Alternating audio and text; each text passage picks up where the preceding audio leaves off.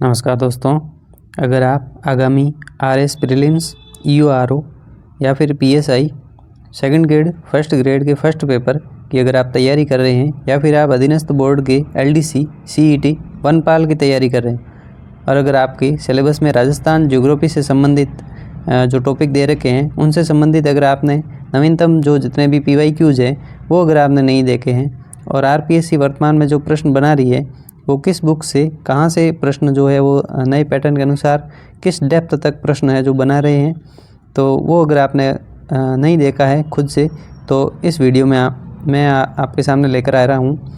ये जो आरपीएससी का नवीनतम जो पेपर है ये 12 जनवरी 2026 का पेपर है जो आरपीएससी ने ऑनलाइन कंडक्ट करवाया था।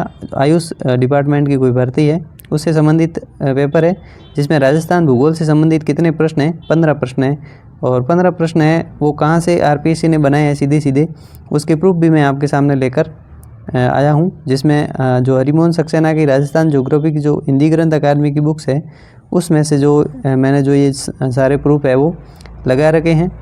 और अगर आपको वीडियो पसंद आए तो हमारे चैनल को सब्सक्राइब ज़रूर करें और अगर आप अन्य पीवाईक्यूज़ भी देखना चाहते हैं तो पहले से भी क्लासें अपलोड की गई हैं जो भी आप देख सकते हैं। जिसमें आज अपन का पहला प्रश्न है, जनगणना 2011 के अनुसार राजस्थान के निम्नलिखित में से किस जिला युग में लिंगानुपात सबसे क्या है, कम है।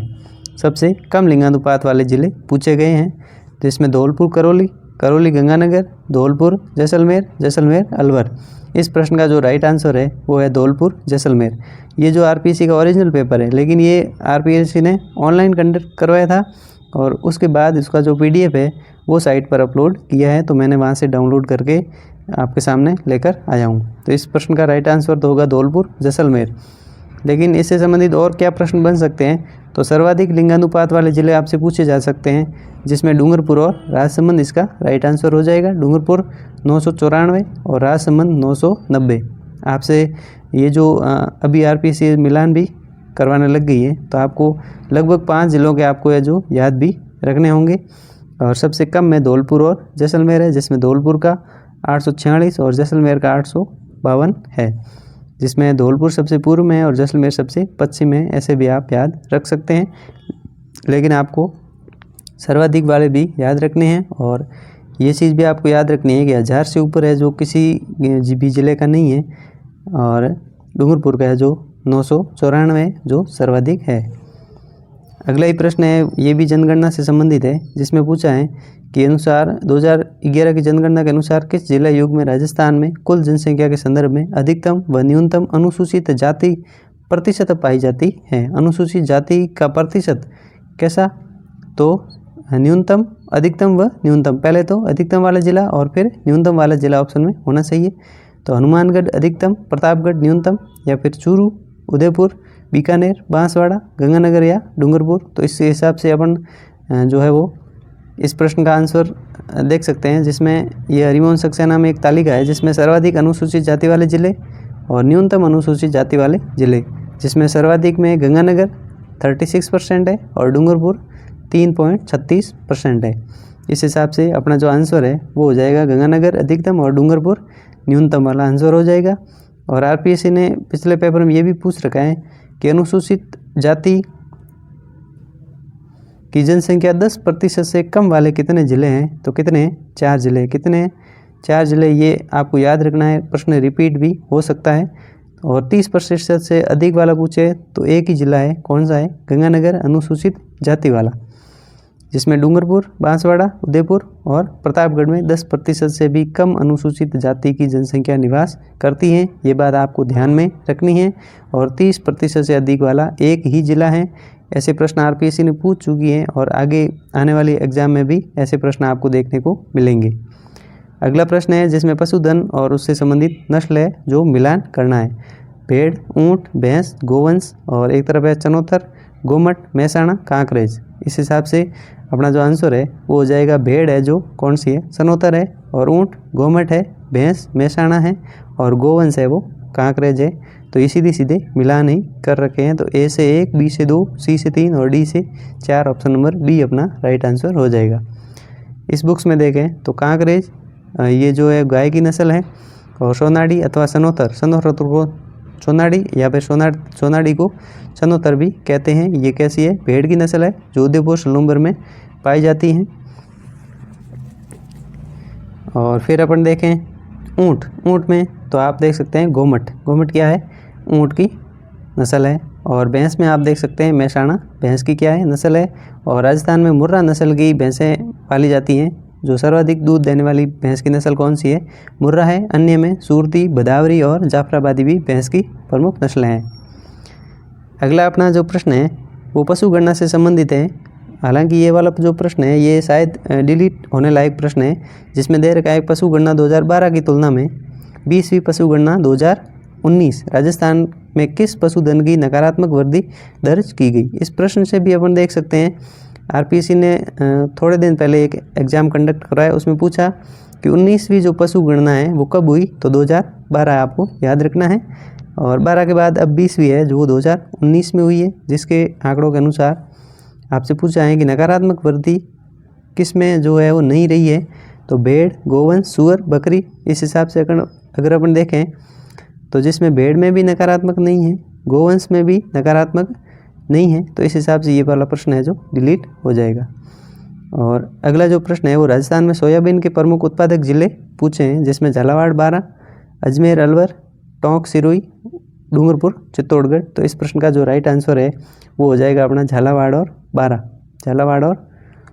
वाला अपना जो है वो राइट आंसर हो जाएगा। और इस प्रश्न का अगर प्रूफ देखें तो इस बुक में सोयाबीन में अपन जिलों में देखें तो सर्वाधिक सोयाबीन का जो उत्पादन है वो कहाँ होता है? झालावाड़ जिले में। और इसके पश्चात 12 प्रतापगढ़, कोटा जिले में इसका स्थान है। तो सर्वाधिक कहाँ होता है? झालावाड़, उसके बाद 12 प्रतापगढ़ और कोटा में। तो इस बुक से वो सीधे जो आरपीएससी ने जो पेपर है वो बना रही है। अगला है जिसमें किस में दे रखी है?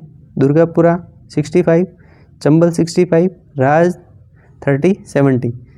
ये जो किस्में है वो किसकी है? तो गेहूं की, जौ की, बाजरा की या सोयाबीन की। तो इस प्रश्न का जो राइट आंसर है वो हो जाएगा ये गेहूं की किस्में है, जिसमें आप देख सकते हैं गेहूं में दुर्गापुरा 65, चंबल 65 और ये जो है अलग आपको अपडेट रखनी है राज 30, 60, जो ये आपको यहाँ मिल जाएगी राज 30, 70। तो इस हिसाब से इस बुक से है वो सारे प्रश्न है जो मिल रहे हैं। वीडियो अगर आपको पसंद आए तो चैनल को लाइक करें, शेयर करें और सब्सक्राइब जरूर करें। अगला जो प्रश्न है वो है राजस्थान के शुष्क सागवान वनों के संदर्भ में निम्नलिखित में से कौन सा कथन सही है? ये 40 सेंटीमीटर से 70 सेंटीमीटर वर्षा वाले भागों में वन में मिलते हैं, तो ये वाली बात गलत है। संपूर्ण वन क्षेत्र का 20% ये वन है, ये भी गलत है। और राजस्थान के दक्षिणी भाग में मुख्यतः इन वनों का विस्तार, ये प्रश्न अपना सही है। और इन्हें शीतोष्ण वन भी कहते हैं, ये भी गलत है। और अपन देखें तो ये आरबीसी की जो ओल्ड आरबीसी की बुक्स है उसमें आपको मिल जाएगा, जिसमें ये जो दक्षिण वाले जिले उदयपुर, डूंगरपुर, झालावाड़, चित्तौड़, बारां में ये वन पाए जाते हैं। अगला जो अपना प्रश्न है वो है राजस्थान में मध्यम काली मिट्टी का विस्तार किस प्रदेश में है? मरुस्थल, अर्ध मरुस्थल, अरावली, हाड़ौती, पठार। इस प्रश्न का जो राइट आंसर है वो अपना हो जाएगा हाड़ौती, पठार। जिसमें इस प्रश्न का अगर प्रूफ देखें तो जो हरिमोहन सक्सेना की बुक है उसमें मध्यम जो प्रकार की काली मृदा है, तो प्रश्न में भी यही है कि मध्यम काली मिट्टी जो है वो कहाँ मिलती है, तो हाड़ौती, पठार, अर्थात कोटा, बूंदी, बारां, झालावाड़ जिलों में। तो हाड़ौती, पठार है जो अपना राइट आंसर हो जाएगा। अगले में प्रश्न में है जो ये इतना ही प्रश्न है, ये तो मैंने प्रूफ लगा रखा है, जिसमें आपको मैप से पूछा है कि छायांकित जो भाग है इसमें आपको जलवायु बतानी है, तो इसका आंसर उपाद्र जलवायु हो जाएगा। जिसमें आप देख सकते हैं उपाद्र में ये जो लाइनें हैं ये उपाद्र वाली जलवायु हैं।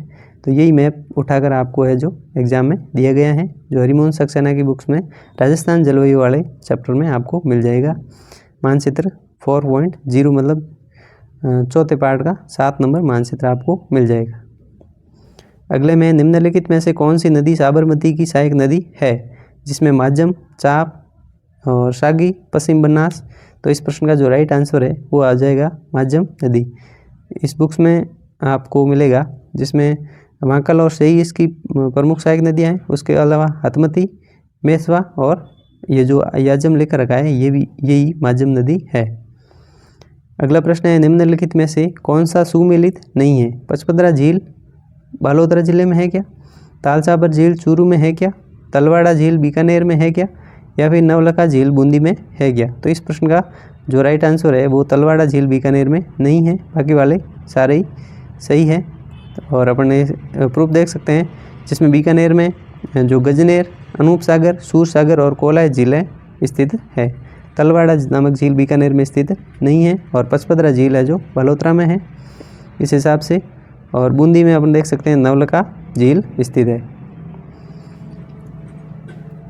अगला प्रश्न है, निम्नलिखित में से कौन सी नदी खंभात की खाड़ी में अपना जल विसर्जित करती है। माही, काली सिंध, पार्वती, बेड़ज। इस प्रश्न का राइट आंसर हो जाएगा माही नदी।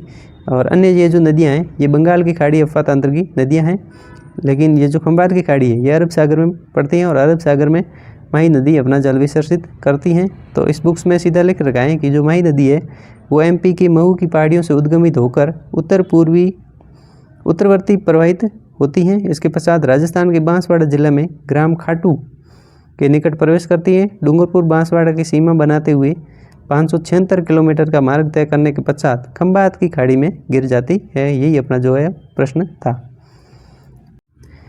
अगला जो प्रश्न है जिसमें आपको 3 स्टेटमेंट दे रखे हैं जिनमें आपको सही स्टेटमेंट का चयन करना है। तो जिसमें पहला है कि जयसमंद झील के पश्चिम में लसाड़िया पठार है, तो पश्चिम में नहीं है। जयसमंद झील के कहाँ है, पूर्व में लसाड़िया का पठार है। और बोराट पठार की जो औसत ऊंचाई है वो है अपनी 1225 मीटर, ये अपना सही है। और अगला जो स्टेटमेंट है वो है उदयपुर बेसिन को चारों ओर घेरे हुए भुआ करती को भाकर कहते हैं। तो भाकर नहीं कहा जाता है, इसको क्या कहते हैं, गिरवा कहा जाता है। तो ये वाला अपना स्टेटमेंट भी क्या है, गलत है। जो ही आप सी को गलत करोगे तो अपना आंसर निकल के आ जाएगा, केवल बी अपना क्या है, सही आंसर हो जाएगा। आप देख सकते हैं कि कुछ पहाड़ी स्कंद उदयपुर बेसिन को घेरे हुए हैं जिन्हें क्या कहते हैं, गिरवा कहा जाता है, जबकि इसमें क्या है, भाकर है। और ये जो जयसमंद झील के पश्चिम में नहीं है, लसाड़िया पठार कहाँ है, जयसमंद झील के पूर्व में स्थित है। ये बात आपको ध्यान में रखनी है।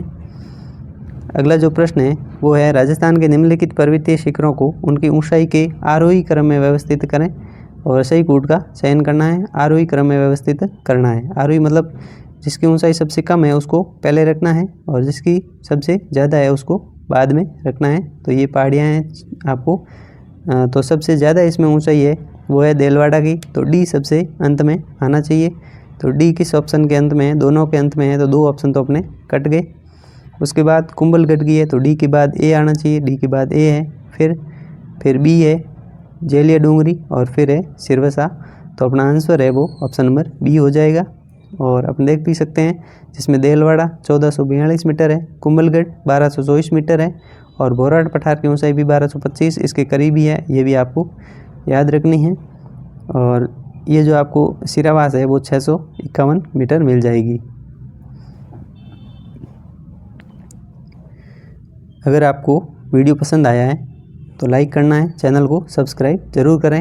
ऐसे ही PYQ ट्रेंड एनालिसिस के लिए हमारे चैनल से जुड़े रहें। धन्यवाद मित्रों, मिलते हैं अगले सेशन में।